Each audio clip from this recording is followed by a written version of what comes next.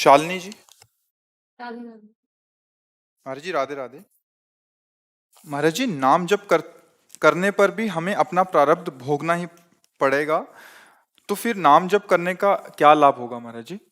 अगर हम डॉक्टर के पास गए और फिर भी रोग ठीक ना हो, अर्थात कर्म बंधन ना मिटे, तो फिर नाम जप का कैसे लाभ महाराज जी, हम रोग समझना तो चाहते एक हैं। तात्कालिक एक ही शरीर को नष्ट करने वाला विषय होता है, लेकिन ये भवरोग ना अनंत जन्मों का हिसाब जो रखा हुआ है, वो इसके लिए थोड़ा ज्ञान की जरूरत है। अगर नहीं जानोगे तो फिर ये जो शरीर हमारा मिला है, ये दो प्रकार के कर्म को मिश्रित करके दिया गया है, शुभ और अशुभ। शुभ कर्म का तात्पर्य होता है पुण्य, अशुभ कर्म का तात्पर्य होता है पाप। शुभ कर्म का फल होता है सुख लौकिक, और अशुभ कर्म का फल होता है दुख लौकिक। अब जो स्टॉक अनेक जन्मों का रखा हुआ है, उसमें शुभ अशुभ पूरा गोदाम भरा हुआ है, उससे कुछ निकाल करके ये मनुष्य शरीर बनाया गया है, जिसे प्रारब्ध कर्म कहते हैं, इसे उसे संचित कर्म कहते हैं। जो इस शरीर से हम नए कर्म कर रहे हैं उन्हें क्रियमाण कहते हैं। वो दो ही प्रकार के, शुभ और अशुभ। अब इस कर्म जाल से मुक्त होने के लिए न तुम्हारा कोई पुण्य काम करेगा और न तुम्हारा कोई तीर्थाटन काम करेगा। इसमें काम करेगा भगवान का आश्रय और नाम जप। अब जब हम भगवान का आश्रय और नाम जप करते हैं तो पहला इसका प्रभाव होता है हमारे मन को जलन पैदा करना, क्योंकि मन में जो पाप करने की प्रेरणात्मक शक्ति है उसको भस्म करने के लिए, अगर सत्संग नहीं है, साधु समागम नहीं है, तो जहां नाम जप करने के लिए बैठा और मन उद्दंडता की, जलन पैदा की, वो नाम जप कर नहीं पाएगा।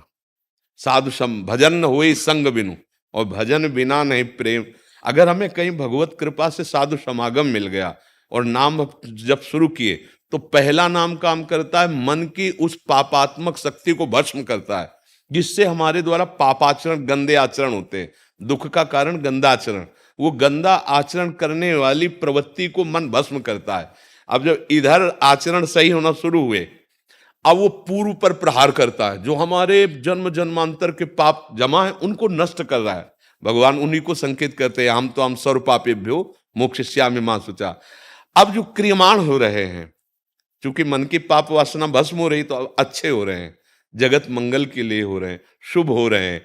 जो हमारा प्रारब्ध आया है उसको जैसे 100 थप्पड़ लगने हैं तो 2 लगेंगे, 98 क्षमा हो जाएंगे, पर लगेंगे, क्योंकि उसका रचना हो चुकी, प्रारब्ध की रचना हो। तो ये रोग भवरोग है, ये कोई जुकाम बुखार वाला नहीं है। और वो भी जब तक तुम्हारे सुकृत हैं तब तक वो काम करेगी औषधि, नहीं तो वर्षों खाते रहो बिल्कुल काम नहीं करेगी, तुम्हें भोगना पड़ेगा उसको। डॉक्टर की हिम्मत नहीं है कि तुम्हें ऐसे नहीं। हाँ, अगर पुण्य काम कर गया और पाप नष्ट हो गया तो 2 ही दिन में ठीक हो जाएगा, 15 दिन में ठीक हो जाएगा, नहीं पूरे जीवन भोगना पड़ेगा। कर्म अवश्य में भोक्तव्यम, कृतम कर्म शुभाशुभम। अब भजन से हमें क्या लाभ मिला? हमारे सारे संचित खत्म हो गए। क्रियमाण मतलब जो नए हैं वो बुरे नहीं है, जिससे मुझे बंधन प्राप्त हो, और ये मेरा आखिरी जन्म है इस संसार चक्र से, अब आखिरी। तो जो हिसाब है फटाफट 100 को एक थप्पड़ में निपटाया जा रहा है, फटाफट निपटा के वो मालिक अपने पास बुला रहा है हमको। जो उनकी कृपा से समझ कि इतनी कृपा हुई, इतनी कृपा हुई कि जो हम लाखों जन्म में भोग नहीं सकते थे, मुझे इस जन्म में ऐसे फटाफट भुगता के भगवान निपटा रहे हैं। अब अज्ञान के कारण हम इसे नहीं समझ पा रहे। आपका शरीर सुखमय हो ही नहीं सकता है, और आप शरीर राग में अपने को स्त्री माने बैठी हैं, तो जब तक ये अज्ञान रहेगा तब तक आपको दुख भोगना पड़ेगा। और जिस दिन आपका ये भाव खत्म हो गया ना, शरीर भाव, तो आप सुख राशि भगवान की अंश हैं। जैसे भगवान सुख समुद्र, ऐसे ही आप हैं। और यही जनाने के लिए भजन किया जा रहा है, यही जनाने के लिए सत्संग किया जा रहा है। ये जुकाम बुखार मिटाने के लिए नहीं। हम कई बार कहा है, ब्रह्मास्त्र का प्रयोग मच्छर मारने के लिए नहीं होता। अगर भजन का फल क्या है? एक किडनी, क्या पूरा संसार से किडनी रोग नष्ट हो जाए, भजन में इतनी सामर्थ्य है। इसको ये ना समझा जाए कि भजन करने वाले जैसे रामकृष्ण परमहंस जी, उनके गले में कैंसर, बड़े बड़े महात्माओं के, कि भजन का क्या फल? भजन का फल है शरीर राग मिट जाना, भजन का फल है सच्चिदानंद स्वरूप में स्थित हो जाना, भजन का फल है इस माया चक्र से मुक्त हो जाना। अभी बच्चे हो इसलिए समझ में नहीं आ रहा। तो ऐसा मत समझो कि नाम जप या भगवान का भजन दुख नहीं, दुख को जड़ मूल से नष्ट कर देता है। पर इस शरीर की रचना जो हुई है, उस समय जो प्रारब्ध रचना में रखा गया है, उसको भोगने की सामर्थ्य भगवान देते हैं और कम में भुगता देते हैं। ये केवल भगवान के विधान को सहा जाता है। 6 महीना बाणों की सैया पर पड़ा हुआ महात्मा, आजीवन ब्रह्मचारी, कभी सत्य से एक क्षण भी विचलित नहीं हुआ, भीष्म जी, तो उसको सह रहे हैं भगवान के विधान को मान करके। और सामर्थ्य कितनी है कि उस स्थिति में पूरा का पूरा उपदेश किया युधिष्ठिर से। कोई भी ऐसा प्रसंग नहीं जो उपदेश भीष्म जी ने ना किया हो। आजीवन ब्रह्मचारी रहे, धर्म पूर्वक चले। क्या है ये, क्या है? बस आए हुए आगंतुक पाप को भोग लो, जिसका निर्माण हो चुका है। आगे बिल्कुल साफ रास्ता है, पक्का।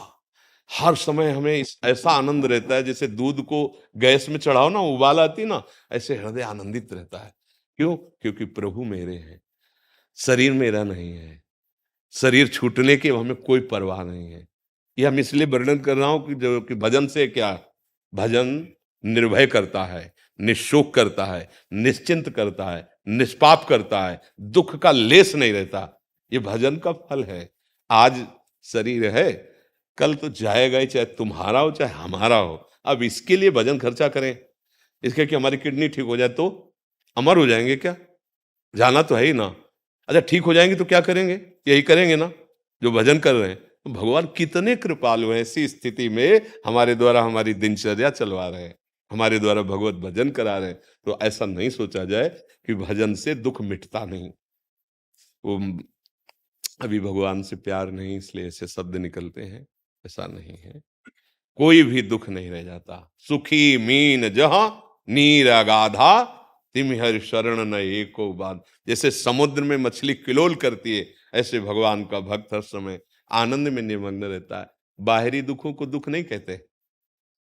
अगर बाहरी सुखों को देखो तो है, सब व्यवस्था है और हृदय जल रहा, ईमानदारी से देखो, भगवान से विमुख पुरुष को कभी स्वप्न में भी शांति नहीं मिल सकती।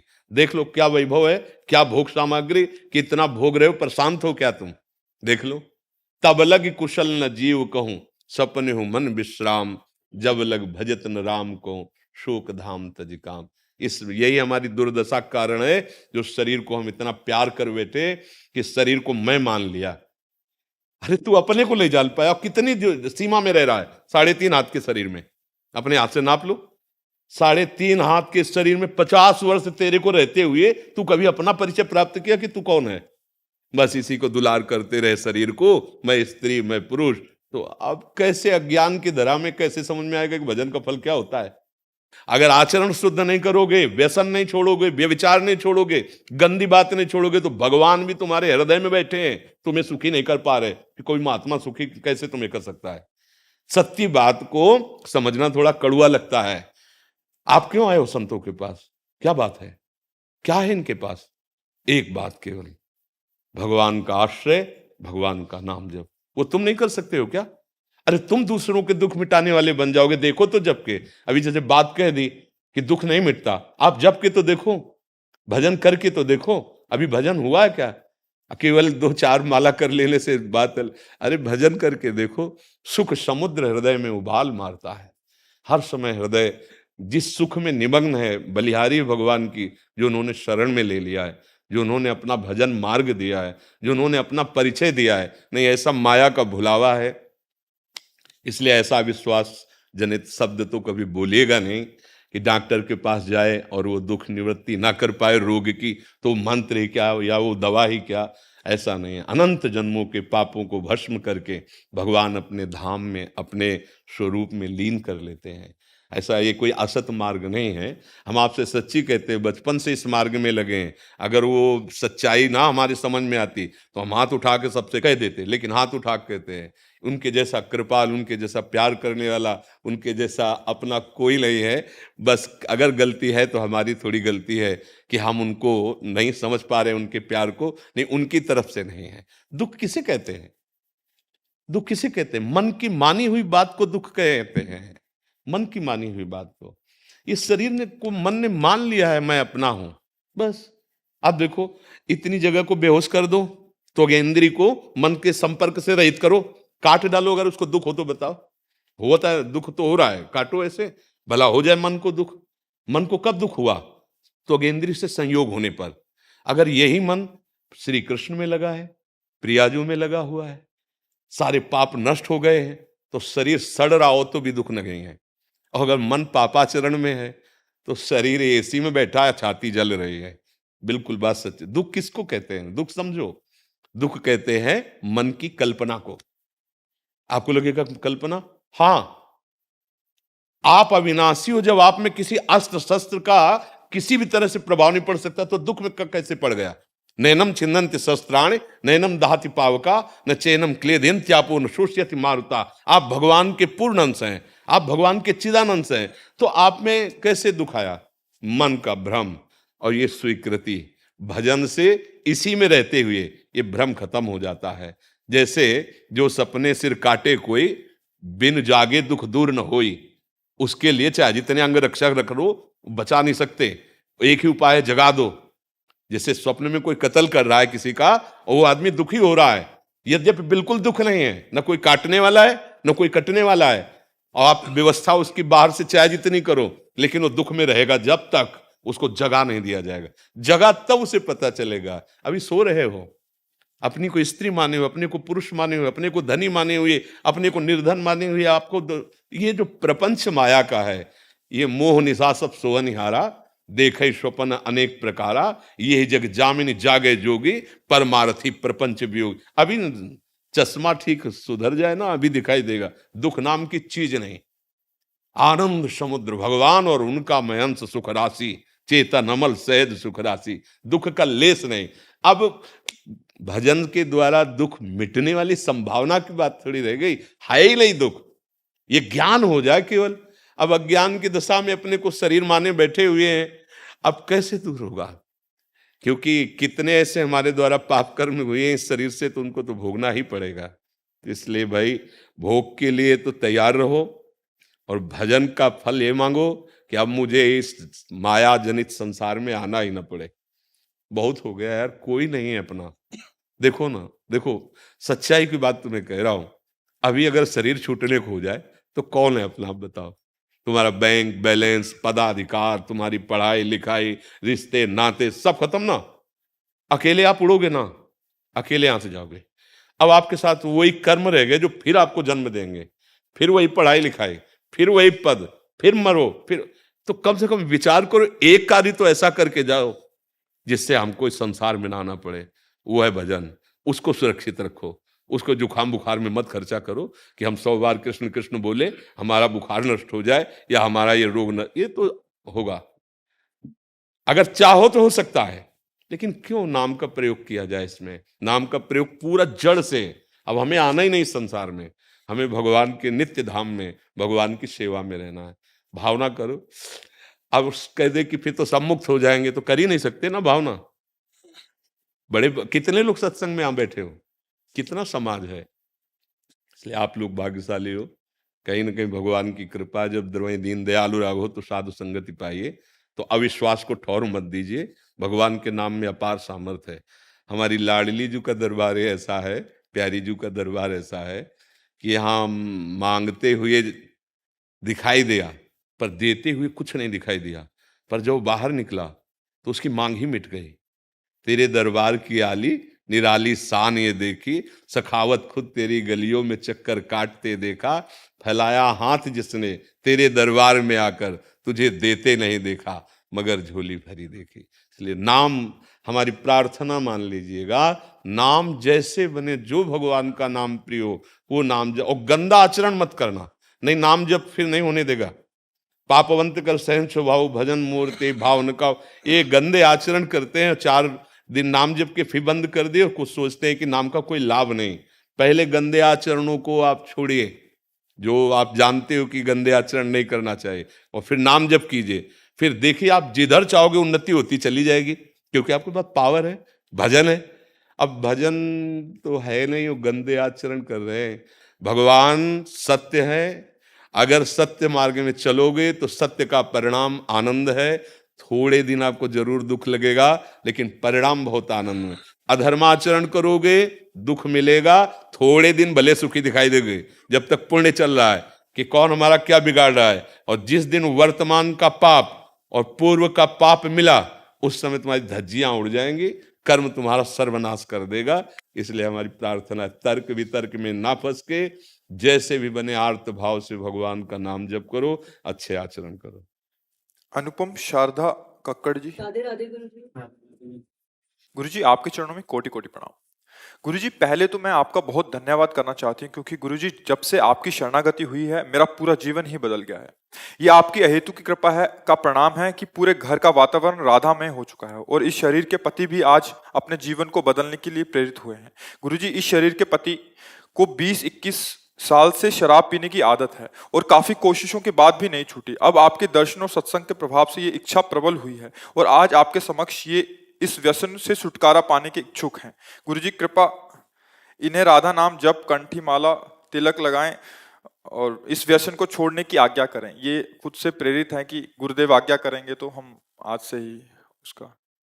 हम सबसे यही प्रार्थना करते हैं कि कोई लाभ तो है नहीं इसमें, और समय नष्ट कर रहे हो और बुद्धि भ्रष्ट कर रहे हो।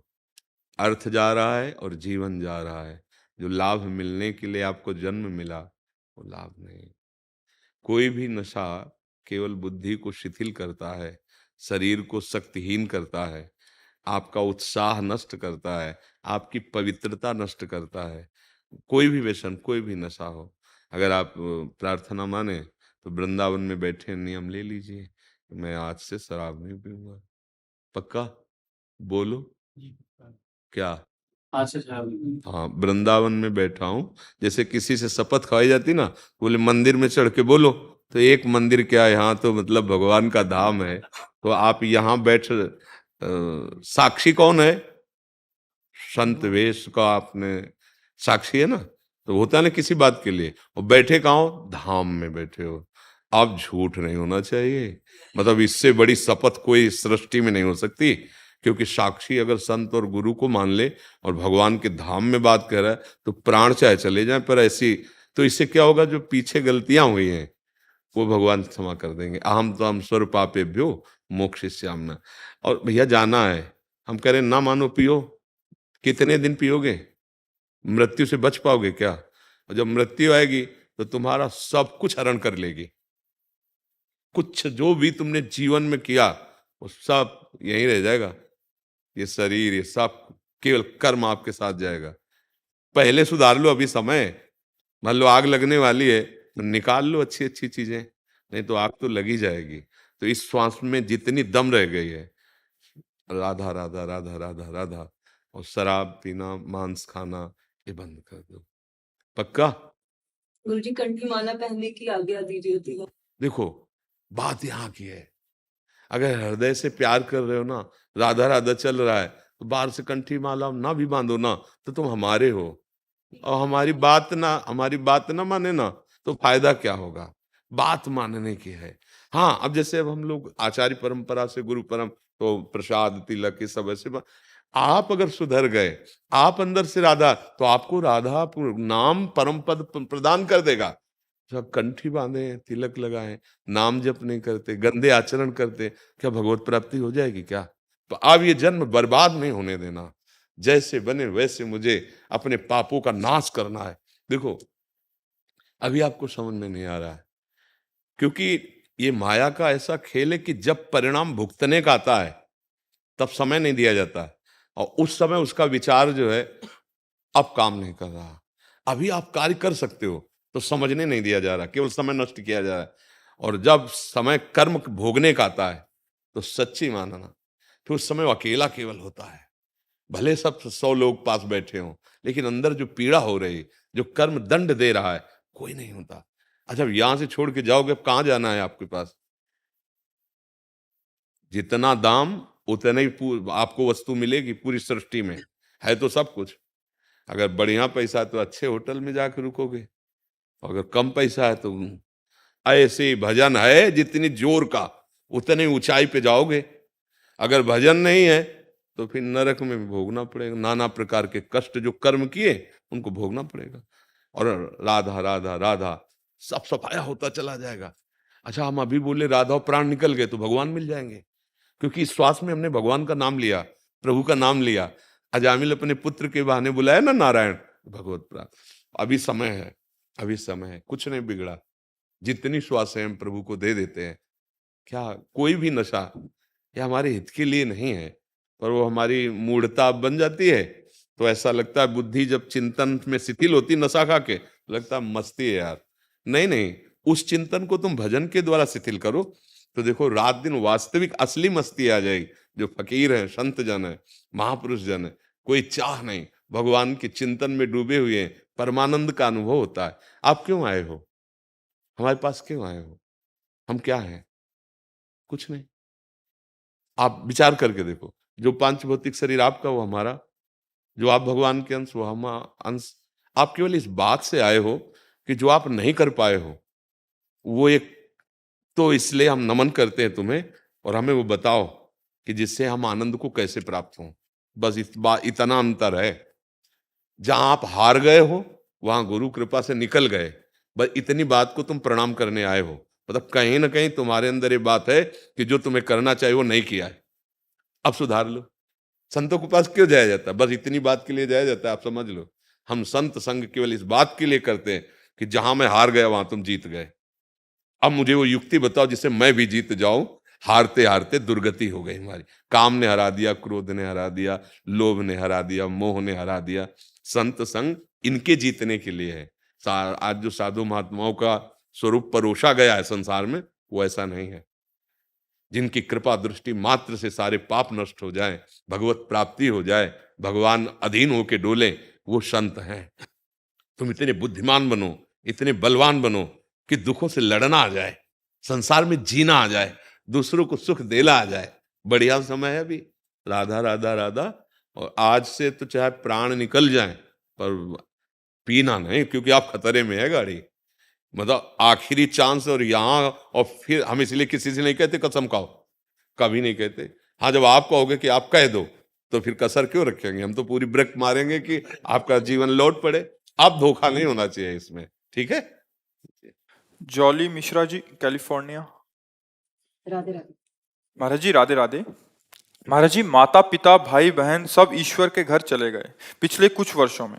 मैं हरि जी कृष्ण जी की भक्त हूँ और अटूट विश्वास भी है, किंतु हर समय पुरानी स्मृतियां मन को विचलित करती हैं और भविष्य की चिंता रहती है, बच्चों को लेकर। यही बात संगत में नहीं हुई। आपको क्या विश्वास है? अटूट विश्वास क्या है भगवान पर? बिल्कुल विश्वास नहीं। यही गलती बात। जब हम अपने गलती को गलती मान लेंगे तो हमारा सुधार हो जाएगा। अभी भगवान पे विश्वास नहीं है। आपका जो प्रश्न है वो बता रहा है कि आपका भगवान पे विश्वास नहीं है। पूर्व स्मृति आना वो बात ठीक है कि हमारे द्वारा जो शरीर संबंधी रिश्ते नातेदार जो भी जैसा व्यवहार हुआ है वो मन में बैठा हुआ है, तो हम उनका नाम जप कर रहे हैं, उनके नाम के प्रभाव से उसे हम डिलीट कर रहे हैं, उसे हटा रहे हैं। पर हमको अपने कल्याण के लिए या अपने मंगल के लिए या अपने सपोर्ट के लिए अविश्वास, तो फिर मुझे समझ में नहीं आता। फिर हम भगवान के कैसे भक्त हैं? भगवान ने आदेश किया, अनन्यस चिंतयन्तो माम ये जनाः परिपासते तेषाम नित्याभियुक्तानाम योगक्षेमम वहाम्यम। तुम्हें भगवान पर विश्वास अगर है तो इस बात को समझो, भगवान कह रहे हैं योग और क्षेम दोनों में वहन करूंगा। योग माने जो तुम्हें प्राप्त कराना है वो भगवान प्राप्त करा देंगे, लौकिक पारलौकिक सब। क्षेम जो तुम्हारे पास है उसकी रक्षा वो करेंगे। इतने समर्थ भगवान वादा कर रहे हैं, तुम्हें विश्वास होना चाहिए। फिर अविश्वास की कोई गुंजाइश नहीं। अगर अविश्वास है तो फिर आप श्री हरि या श्री कृष्ण को आप कहाँ प्यार कर रहे हैं? आप कहाँ विश्वास कर रहे हैं? क्यों? किसका प्रश्न है? आप हमारी बात को समझ रहे हैं? हाँ, आप अपने विश्वास को दृढ़ कीजिए। विश्वास ही तो बिन विश्वास भगति नहीं, ते बिन द्रवहि न राम, राम कृपा बिन सपने जीव न लहा विश्राम। विश्वास विश्वास विश्वास ही जीवन में चमत्कार ले आएगा, आनंद ले आएगा, हमारे सारे दुख मिट जाएंगे। पर हम विश्वास करें ना, और ये विश्वास होता है साधु समागम से, संतों के वचन सुनने से। इसलिए आप लोगों को सत्संग मिल रहा है, मोबाइल की बड़ी कृपा है। अगर दोष भी है उसमें तो कृपा भी है कि आप बहुत दूर से आप सत्य वार्ता सुन सकते हैं, सत्संग सुन सकते हैं। तो विश्वास हरि का विश्वास, और जाना तो सबको है, जाना यहाँ कोई खास बात नहीं। कसाईवाड़े में वो आज कटा तो कल हमारा नंबर है, कसाईवाड़ा है ये, संसार काल का कसाईवाड़ा है। सब कसाईवाड़े के अंदर हो, जैसे हरी हरी घास बकरी खवाई जा रही ना, वो बहुत मौज में है, समझ रहा है, बहुत या सुख है, सुख नहीं है, नंबर आने वाला है। ऐसे ही काल मृत्यु हम सबको अपने नंबर में लिए हुए है। अचानक कोई घटना घटती है, शरीर छूट जाता है, और हम जिस कार्य के लिए आए उससे वंचित रह जाते हैं। हमारा कार्य है कि भूल भुलैया से बच जाएं। इस बार तो हम भजन करके भगवान को प्राप्त कर ले।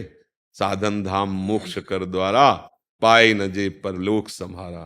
तो भूल भुलैया में लगे, मरने वाली कोई खास बात नहीं है यहाँ, कुछ मरना खास बात नहीं है यहाँ, सब मर रहे हैं, प्रतिपल मर रहे हैं। एक एक सेकंड हमारे जीवन का जा रहा है ना, मर रहे ना, प्रतिपल मर। कहाँ गई वो बाल्यावस्था, मर गई। कहाँ गई वो यौवन अवस्था, मर गई, गई। अब ऐसे ये जो अवस्था ये भी नहीं टिकेगी, ये भी चली जाएगी। मरना कोई खास बात नहीं, खास बात है क्या करके मर रहे हो, क्या करके मर रहे हो। ऐसा मरो कि अब दोबारा मरना ना पड़े। वो है भगवान की प्राप्ति, वो है श्री कृष्ण का भजन, श्री कृष्ण का आश्रय। भावे भावे मोवे जुई सुई सुई करे प्यारे, मुख तो भवती ठोर प्यारे के नैनन में, प्यारे भाई चाहे मेरे नैनन के तारे। मेरे तन मन प्राण हूँ ते प्रीतम प्रिय, अपने कोटिक प्राण प्रीतम मो सुहारे।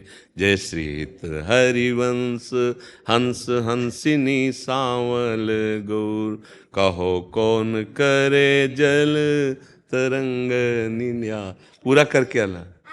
गुरुजी आप ज्यादा काम मत करा करो, हम लोगों को चिंता होती है आप। महाराज जी, जब भी आपको देखता हूँ तब मेरे को ऐसा भाव आता है कि जैसे निकुंज में प्रिया प्रीतम विराजे हैं। इसलिए एक वाणी जू से एक पद सुना दूं। सुनाओ।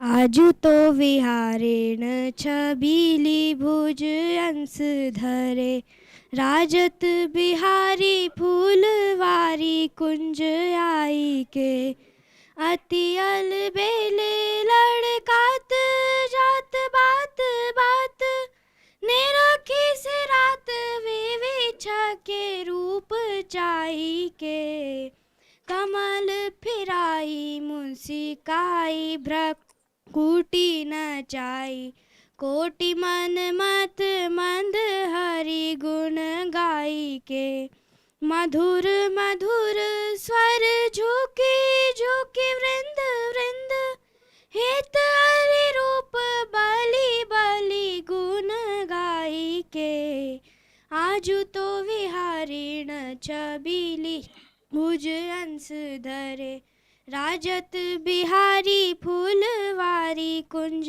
आई के।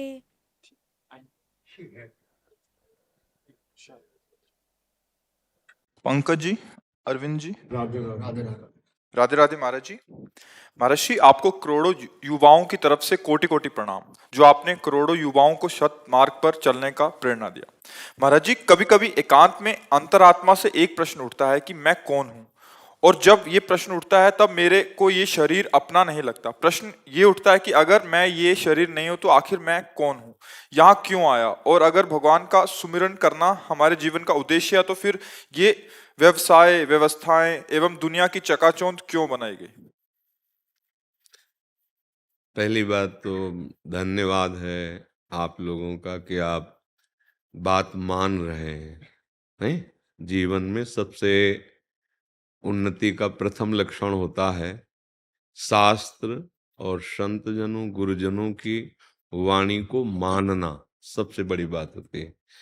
क्योंकि जीवन का जो परिवर्तन होता है, या तो असत वार्ता से तो कुमार्गगामी, और सत वार्ता से तो सन्मार्गगामी।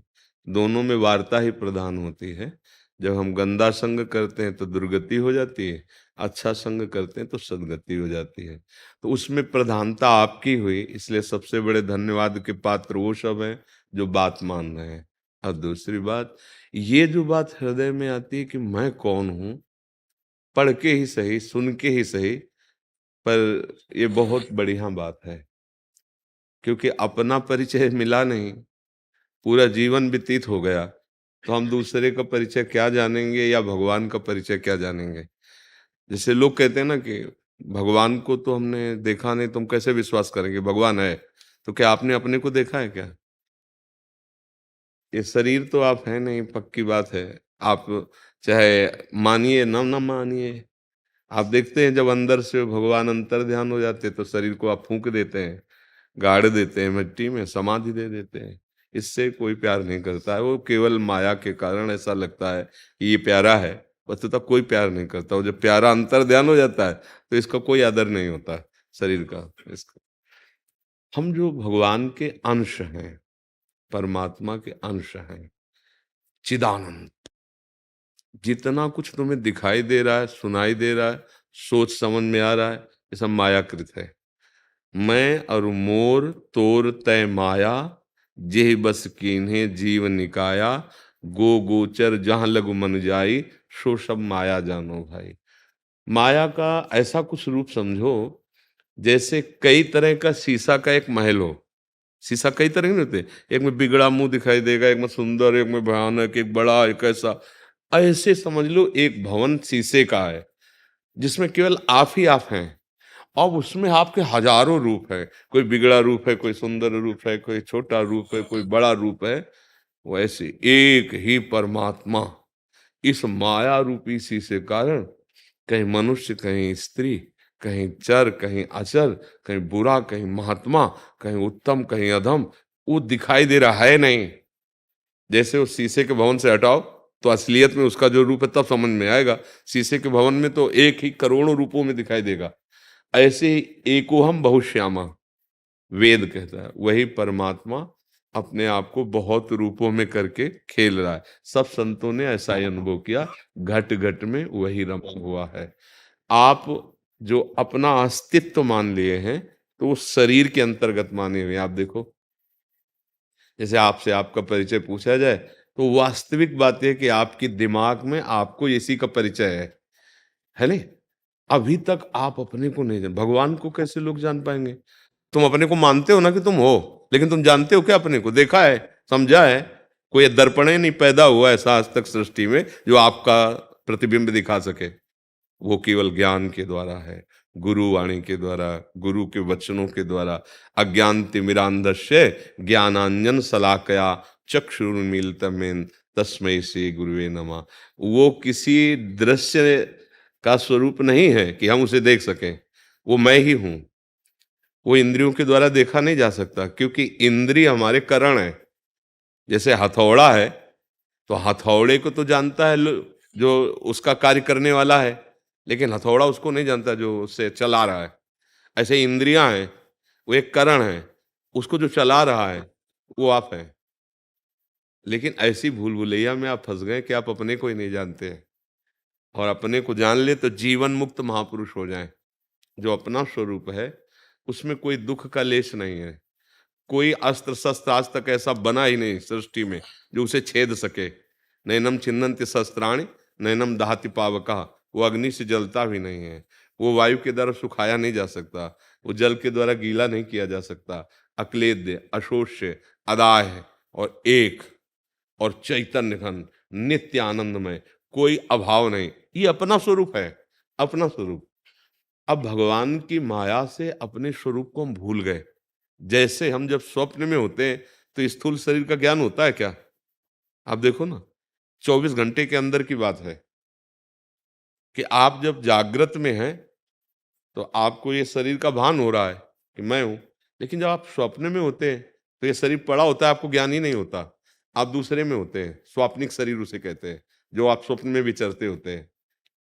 तो हमारा स्वप्न जब जागृत हुई तो वो मिथ्या हो गया, और जो जागृत से हम स्वप्न में गए तो जागृत मिथ्या हो गया। ये इतने क्षण में तो इसका अस्तित्व खत्म है। तो ये मैं नहीं हो सकता, क्योंकि मैं नित्य स्वरूप है। न मैं स्वप्न वाला था, न मैं जागृत वाला हूं। मैं स्वप्न और जागृत दोनों को जानने वाला हूं। अब जब भजन किया जाता है गुरु कृपा से, साधन मार्ग में चला जाता है, तो हमारा मन बुद्धि ये निर्मल होता है, अभी मलिन है। जहां ये निर्मल हुआ तो ये लय हो गया अपने स्वरूप में। जीव ही लय हुआ मतलब शांत, ते हुए अपने स्वरूप का अनुभव अपने आप से होता है, इंद्रियों से नहीं होता, मन से नहीं होता, अपने आप से अपने स्वरूप का बोध होता है। वो बड़ा कठिन मार्ग है करना। तो हम जो भी हैं, जैसे भी हैं, पहले स्वीकार करते हैं भगवान के हैं। ये शरीर, ये मन, ये इंद्रियां, जितना प्रपंच माया कृत है वो भगवान को समर्पित कर देते हैं। तो भगवान की कृपा से हम जान जाएंगे। सोई जाने जे देव जनाई, जानत तुम्हें तुम्हें हो जाए। तो हमारा जो स्वरूप है वो भगवत स्वरूप है, हम देह नहीं है। अब ये फिर हम करें क्यों? तो देखो, हम कर्म में ही फंस गए हैं और कर्म से ही अब मुक्त होना होगा। कांटा लगेगा तो कांटे जैसी आकृति वाले से ही कांटा निकाला जा सकता है, ये नहीं कि उसको हम चाकू से निकालें। कांटा लगा तो सुई या कांटा। हम कर्म में फंस गए, बहुत जन्मों से ऐसे कर्म करते चले आए जिसके परिणाम स्वरूप हम अपने स्वरूप को भूल गए, भगवान को भूल गए। अब हमको कर्म के द्वारा ही बंधन से मुक्त होना होगा। तो माता पिता की सेवा, समाज की सेवा, संतों की सेवा, पशु पक्षियों की सेवा, इस शरीर से जो मलिन कर्म हुए हैं वो नष्ट हो जाएंगे। और हमारा जो जन्म हुआ है वो भगवान की प्रसन्नता के लिए हुआ है कि हम भगवान को प्रसन्न कर लें। तो भगवान की प्रसन्नता का उपाय है सब चराचर जगत में अपने प्रभु को देखकर जिसकी सेवा मिल जाए वो सेवा करना, चाहे पत्नी हो, चाहे पुत्र हो, चाहे रिश्ते नातेदार हो, चाहे पड़ोसी हो या कोई भी हो, सब में मेरा भगवान विराजमान है, इसलिए मुझे सेवा करनी है। जो आपको भगवत प्रसाद स्वरूप से धन मिल जाए, भोग सामग्री मिल जाए, उसे सेवा में लगानी है। अपने को भोक्ता नहीं मानना है, तो आप निकल जाओगे। और अपने को भोक्ता मानकर समाज का भोग करने की भावना जो है, यही हमारी दुर्गति का कारण है। तो ये माया प्रपंच तब तक बाधक है जब तक भोगने की भावना है। अगर सेवा की भावना है तो फिर बाधक नहीं है। भगवान को कोई कर्म करना नहीं है, लेकिन वो भी जब अवतार लेते हैं तो आप देखो चरित्र पढ़कर भगवान सारे कार्य करते हैं ना, क्योंकि भगवान को तो कुछ प्राप्त करना नहीं है, वो तो सब कुछ वही है, पर वो करते हैं ना कर्म। ऐसे हमको कर्म करना है निष्काम भाव से, फल की आशा का त्याग करके समाज को सुख, भगवान को सुख, माता पिता को सुख पहुंचाने की भावना, इससे मुक्त हो जाओगे। हम फंसे हैं सुख लेने की भावना में। हमसे जितनी गलतियां आज तक हुई हैं आगे होंगी, वो सुख लेने की भावना में ही। आप देखो, पकड़ो इस बात को, कोई भी पाप होता है सुख लेने की भावना से होता है। सुख देने की भावना अगर आपके अंदर आ जाएगी तो पाप कर्म नष्ट हो जाएंगे और वही कर्म आपको भगवत प्राप्ति करा देगा। बस हम भगवान की आज्ञा के अनुसार चलें, अर्थात जो शास्त्र हैं, संत जन हैं, उनकी आज्ञा के अनुसार चलें, मनमानी आचरण छोड़ दें तो इस बंधन से मुक्त हो जाएंगे। गंदे कर्म करने से शरीर भाव पुष्ट होता है और भागवतिक अच्छे कर्म करने से ये शरीर भाव नष्ट हो जाता है और स्वरूप बोध होने लगता है। दोनों दोनों कर्म है, एक है बांधने वाला और एक है मोक्ष वाला। तो अगर हम मुक्त कर्म करें, मुक्त कर्म का मतलब तो दूसरे को सुख देना। देखो, हम फंसे, कोई भी कार्य ऐसा नहीं करते जिसमें अपना सुख लक्ष्य ना हो, यही बंधन है। और जब यही ज्ञान हो जाएगा तो वास्तविक आपको चाहिए ही नहीं। जैसे समुद्र है, अगाध जलराशि है, उसको किसी गड्ढे से कोई मतलब है क्या? क्योंकि अगाध जलराशि। ऐसे ही आप आनंद समुद्र के अंश हो, ईश्वर अंश, जीव अविनाशी, चेतन, अमल, सहज, सुख राशि। सुख राशि माने सुख का समुद्र। आपको सुख चाहिए, गंदे आचरणों से सुख चाहिए, ये गलती हो गई। देहाभिमान से हम भूल गए अपने आप को और इसमें फंसते चले गए। तो फिर बोले अब हम फिर गृहस्थी में क्यों रहे? नहीं नहीं, यही बात समझ के गृहस्थी में रहोगे तो जो एक विरक्ति को फल मिलता है गृहस्थी को फल मिलेगा। पत्नी के साथ पत्नी जैसा व्यवहार पर भाव भगवान का, पुत्र के साथ पुत्र जैसा व्यवहार पर भाव भगवान का, मुक्त हो गए। बस भूल मिटानी है, सही माने में भूल मिटानी है। हमसे बड़ी भूल हो गई शरीर भाव में आकर गंदे आचरण करके, तो हमारा मन मलिन हो गया, हमारी बुद्धि मलिन हो गई। अब दुख भोग रहे हैं हम। दुख संबंध का है, आप में नहीं है। बहुत धैर्य से समझो। दुख संबंध का है।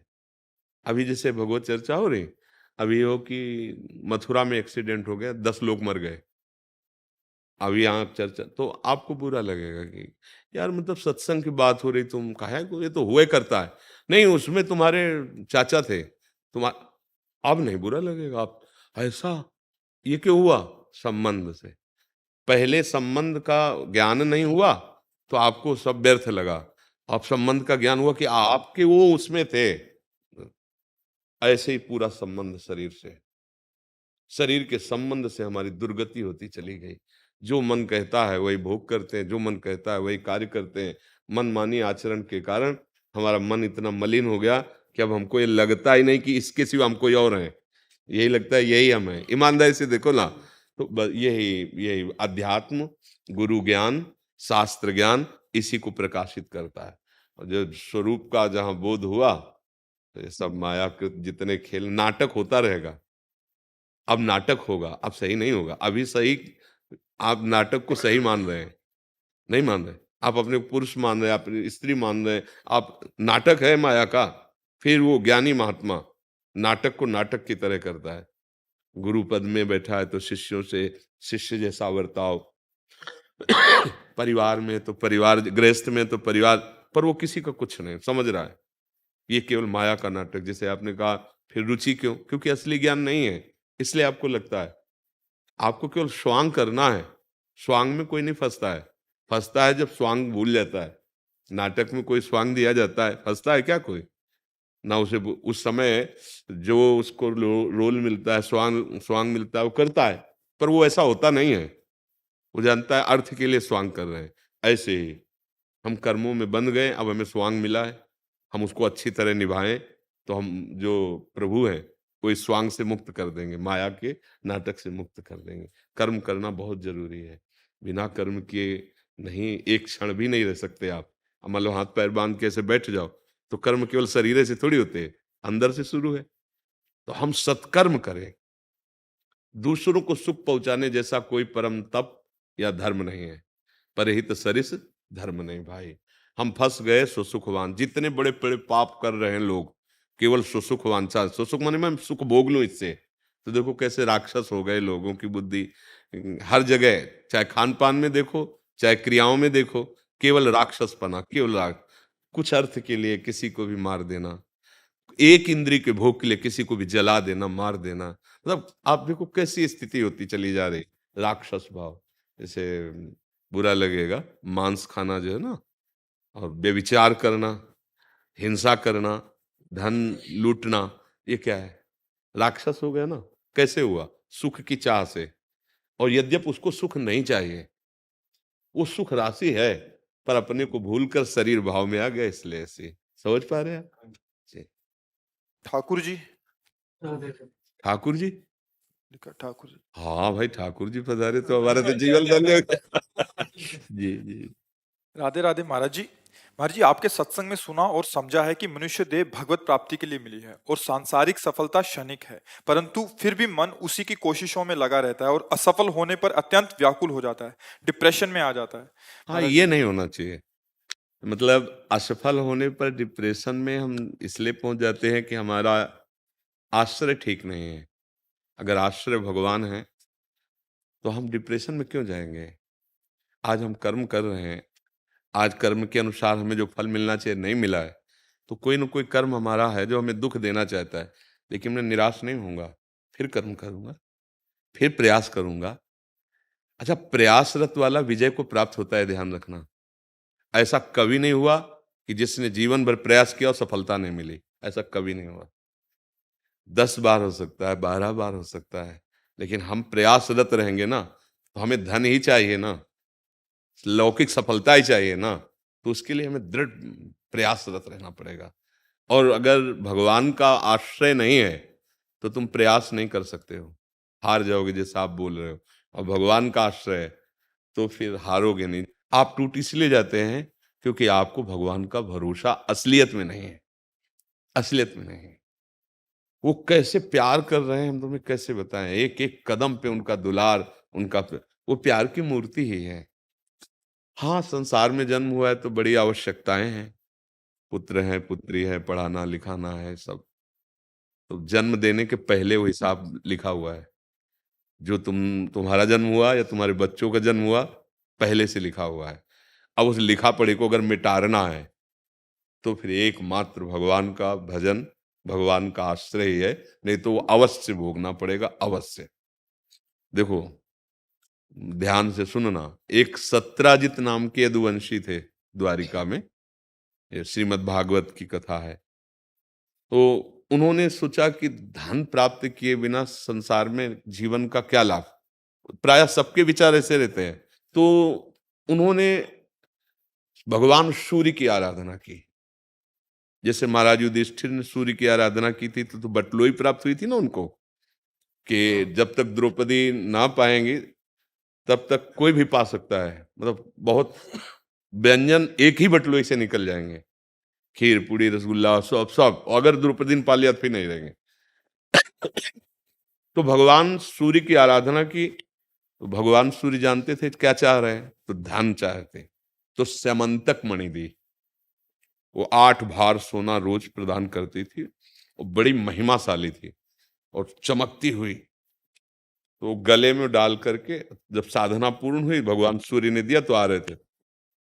हमें बताना चाहते हैं कि भगवान से अगर विमुख है तो कुछ भी कर ले, वो सुख को प्राप्त नहीं होता। तो जब समंतक मणि पहन के आ रहे थे तो द्वारिका के लोग दौड़कर भगवान द्वारिकाधीश के पास गए, बोले प्रभु ऐसा लग रहा है कि सूर्य भगवान आपके दर्शन करने आ रहे हैं, क्योंकि बहुत तेजोमय मणि थी समंतक मणि। भगवान ने कहा सूर्य नहीं है, ये सत्राजित है, इसने आराधना की, भगवान सूर्य से समंतक मणि प्राप्त हुई, बुलाओ नजदीक। और कहा कि देखो ये समंतक मणि बहुत तेजस्वी है, इससे जितना तो जो स्वर्ण निकलेगा वो आपको मिल जाया करेगा। आप उग्रसेन महाराज के समीप जमा कर दो, जिससे आप सुरक्षित रहोगे, नहीं इसके जो विघ्न है उसे आप सह नहीं पाओगे। उनको लगा कि भगवान हमारी उन्नति सह नहीं पा रहे हैं, क्योंकि हम तेजस्वी और समंतक मणि प्राप्त, बिल्कुल भगवान की बात नहीं मानी।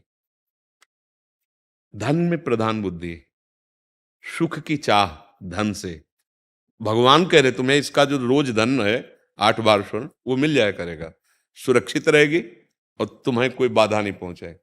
वो भगवान की सलाह को असहनशीलता समझा कि भगवान मेरा खुशी, मेरी महिमा, ये जो मुझे प्राप्त हुआ सह नहीं पा रहे, इसलिए कह रहे उग्रसेन जी को दे दीजिए। अब वो मणि लेकर के घर में बड़े आनंद से रहने लगे। एक दिन उनके छोटे भाई ने, अब भाई है ना प्रसेनजीत, उन्होंने मणि गले में पहनी, बहुत अच्छा लगा। सोचे शिकार खेलने के लिए, पहले राजा लोग जैसे जाते थे ना जंगली क्रूर पशुओं की हत्या करने, तो घोड़े पर चढ़ करके और गए, लौटे ही नहीं। अब वो सत्राजित जो प्राप्त किए थे ना, उन्होंने ये प्रचार प्रसार कर दिया कि श्री कृष्ण ने कहा था और हमने जमा नहीं किया, तो हमारे भाई को भी मरवा दिया और मणि छीन ली। अब ये बात धीरे धीरे पूरी द्वारिका में फैलने लगी। भगवान ने कहा हमें तो इस बात का पता ही नहीं है कि वो पहन करके बाहर गया है, ऐसा कुछ हुआ है। तो कुछ गणमान्य लोगों को लिया और घोड़ों की टाप के अनुसार गए, तो आगे देखा घोड़ा मरा हुआ पड़ा था, फिर आगे देखा कि वो व्यक्ति भी मरा हुआ पड़ा था, उनका छोटा भाई जो प्रसेनजीत था। फिर देखा कि वहां सिंह के पंजे एक गुफा की तरफ जा रहे हैं, तो देखा कि गुफा में अंदर कुछ कोलाहल है। तो भगवान द्वारिकाधीश ने सबको रोका कि रुको, पहली बात तो देखो घोड़े को सिंह ने मारा, फिर प्रसेनजीत को मारा, फिर सिंह ने ऐसी कोई समझा कि खाद्य वस्तु ये है, उस मणि को लेकर इधर आया, कोई इस गुफा में है जिसने उस सिंह को मार करके वो मणि अंदर ले गया। अब मैं अंदर जा रहा हूं केवल उसको ये प्रमाणित करने के लिए कि इसमें मेरा कोई दोष नहीं है। भगवान अंदर गए तो जाम्बवती जी उसी से मणि से खेल रही थी। बहुत युद्ध हुआ भगवान का और जाम्बवान। जब भगवान के घूंसों के प्रहार से जाम्बवान जी का शरीर, तब उन्होंने कहा कि अब मुझे पता चल गया कि मुझे इतनी पीड़ा केवल मेरे रघुनाथ जी के घूंसे से हो सकती है और किसी से नहीं हो सकती, क्योंकि बहुत बड़ी बल शक्ति वाले जाम्बवान जी। तो जाम्बवती जी को दिया और वो मणि भी दी। वो मणि लेकर के वापस आए और कहा देखो इसमें हमारा कोई दोष नहीं था, आप हमारे ऊपर फिर भी भगवान की बात उनको समझ में नहीं आई, वो मणि अपने पास ही रखे। अब सतधन्वा नाम के एक व्यक्ति ने और कृतवर्मान, यार बहुत कीमती मणि है, मार डाला, सत्राजित को मार डाला, वो मणि लेकर के भागे। अब देखो, उस मणि को सुख के लिए प्राप्त किया, धन के लिए, और भगवान की आज्ञा को उल्लंघन किया। अगर हम केवल धन लक्ष्य रखते हैं तो किसी की भी आराधना करके बिना भगवान का आश्रय भजन किए कोई भी धन हमें सुख प्रदान नहीं कर सकता है। भगवान का आश्रय है, नमक रोटी खाओगे, चैन से रहोगे, परिवार सुखी रहेगा। धन की ज्यादा परवाह मत करो, धर्म की परवाह करो, तो धन अपने आप आपके पास आ जाएगा। जैसे सच्ची आपको कहते हैं, अभी आपको भगवान के प्रताप का पता नहीं है। महालक्ष्मी जिनके चरणों को चापती रहती है, वो जरा सी कृपा कोर कर दे तो कुबेर का खजाना आपके घर आ जाए। तो बोले आ क्यों नहीं रहा है? क्योंकि आपको भगवान का भरोसा नहीं है, आपने ऐसे कर्म किए भगवत विमुख। इसलिए डिप्रेशन वाली बात तो नहीं आनी चाहिए। हाँ, धन की जरूरतें होती हैं तो प्रभु ने तुम्हें कर्म दिया, कर्म करो। अगर सफलता नहीं मिलती तो निराश मत हो, फिर प्रयासरत रहो। अगर बहुत धन भी प्राप्त हो गया और भजन हुआ नहीं तो यहीं तो बैंक में रह जाएगा। कितने ऐसे लोग हैं जिनको बहुत धन की प्राप्ति, तो क्या शांत हैं वो? क्या वो प्रसन्न है? क्या वो सुखी हैं? केवल दिमाग की भावना है, खाओगे तो उतना ही और जाओगे तो है ही, तो बैंक में लाद के ले जाओगे बैंक नहीं। भगवान जैसी परिस्थिति दिए, राजी रहना सीखो और धर्म पूर्वक भगवान का आश्रय लेकर नाम जप करोगे तो ये डिप्रेशन वाली बात नहीं आएगी। हम देख रहे हैं जिस समय जो आवश्यकता होती है भगवान वो दे। हम जानते ही नहीं कि हमारी आगे क्या व्यवस्था होनी है, और मेरे प्रभु आगे से आगे व्यवस्था की है। भगवान का भरोसा वो कैसे चलाते हैं, जैसे बालक की दुलार वृत्ति माँ के अंदर होती है ना, करो सदा तिनके रखवारी जिम बालक राखे। हम ये नहीं कह रहे कि हमारी कोई तपस्या देख के भगवान दीजिए, नहीं, वो केवल ये देखते हैं कि मेरे सिवा इसका कोई सहारा नहीं, आपका है इसलिए आप परेशान हो। यदि आप भगवत सहारे से हो जाओ तो सच्ची कहते हैं वो अखिल ब्रह्मांडों को बनाने के लिए किसी के सहयोग की जरूरत उसको नहीं पड़ी है। ये माला माल हो जाओगे, वही समझाना चाहते हैं, निहाल हो जाओगे। अगर सुदामा जी अपनी निष्ठा में रहे तो जैसी द्वारिकापुरी वैसी सुदामापुरी बनी, पर थोड़े दिन तो सहना पड़ेगा ना। भगवान भी ये देखते हैं कि तुम्हारा भरोसा कितना दृढ़ है, और एक बार पार हो जाओ, भरोसे को दृढ़ दिखा दो, तो त्रिभुवन की राज्य लक्ष्मी उनके चरणों में लुटती रहती है। वो हमारे स्वामी हैं, वो हमारे प्रीतम है। तो डिप्रेशन में जाने वाली बात तो होना ही नहीं चाहिए। क्यों डिप्रेशन? मनुष्य जीवन क्या केवल धन के लिए है? क्या हम एक बार, दो बार, चार बार हार जाएं तो हम अपने जीवन को नष्ट करने की स्थिति ले आए? नहीं भाई, नहीं, हम और प्रयास करेंगे। भगवान, इसीलिए सत्संग सुनना चाहिए और शास्त्र स्वाध्याय करना चाहिए। आप केवल धन के लिए डिप्रेशन में हैं, और हमारे आपके ही जो अपने गुरुजन जन हैं, अपने धर्म के लिए प्राण की बाजी लगा दी। छोटे छोटे 9 किशोर बच्चे हैं और दीवाल में चुने जा रहे हैं, और कहा जाता है तुम्हें हर सुख मिलेगा, केवल तौबा कर। लेकिन उन साहब के कृपालु जनों ने तौबा स्वीकार नहीं किया, ऐसे ईंट पे ईंट रखे।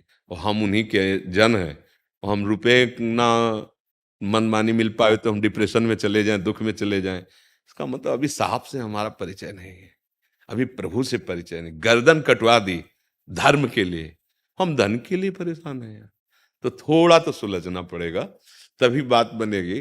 और संतों के पास केवल जाया जाता है अध्यात्म बल के लिए। अध्यात्म बल है तो तुम जीत गए, ये लौकिक बल कोई बल नहीं है, अध्यात्म बल ही बल है। इसलिए नाम जप करो, भगवद आश्रित रहो, और कर्म करते हुए अगर हार हो रही है तो चिंता मत करो। एक बार होगी, 2 बार होगी, तीसरी बार हम सफल हो ही जाएंगे, क्योंकि हम प्रयासरत हैं तो भगवान हमारे साथ है, सफलता हो ही जाएगी। और सबसे बड़ी सफलता है भगवान मिल जाए। शरीर छूटे, फिर नए जन्म मिले, फिर वही पढ़ाई लिखाई शुरू, फिर वही नौकरी पेशा, फिर मर गए, फिर वही ये कब तक चलता रहेगा? एक बार स्थायी जगह तो पहुंचे। स्थायी जगह है भगवान का धाम, भगवान की प्राप्ति। हमारे जीवन में सबसे बड़ी लाभ की बात यह है भरोसा। भगवान का भरोसा कर लो और भरोसे में कभी हिलना नहीं, फिर आप चमत्कार देख लेना। साधना एक तरफ होती है, भरोसा एक तरफ होता है। अम्बरीश जी को भगवान का भरोसा, दुर्वासा जी के पास तपस्या है, भागना पड़ा तपस्वी दुर्वासा को, भगवान का भरोसा सुदर्शन चक्र पीछे पीछे उनको दौड़ाता रहा। भरोसा दृढ़ रखो। आज तक भूखे रहे हो क्या? फिर भरोसा, फिर डिप्रेशन वाली बात क्यों आनी चाहिए? हम लोगों को तो कई कई दिन भोजन नहीं मिले, गालियां मिली सामने से, लेकिन हिले नहीं। 13 वर्ष से निकले थे, पूरा जीवन की शाम होने जा रही, हिले नहीं। बस यही रहा, कुछ भी हो, कितना भी कष्ट हो, हम जिस लक्ष्य पे निकले हैं, तो इसीलिए उन्हीं भगवान का आश्रय लो, परम सुखी हो जाओगे। ज्यादा मन को दुखी मत करो, संसार की वस्तुएं ना मिले तो ज्यादा दुखी मत करो। आप आए हो श्री जी के कृपा पात्र हो, आप आए हो हमारी लाडली जी के पास आए हो, तो निश्चित आज से आपके जीवन का नया परिवर्तन होना चाहिए। आप केवल सुधरने की चेष्टा करो, फिर आप खुद देख लेना, ठीक है ना? और मन में उदास मत होना यार। देखो हम उदास हैं क्या? तो आप आए हो, कम से कम ये सीखो, उदास ना होना, निराश मत होना। अंतिम श्वास तक एक जुझारूपन तुम्हारे अंदर रहना चाहिए। जीत जाओगे, माया पर विजय प्राप्त कर लोगे।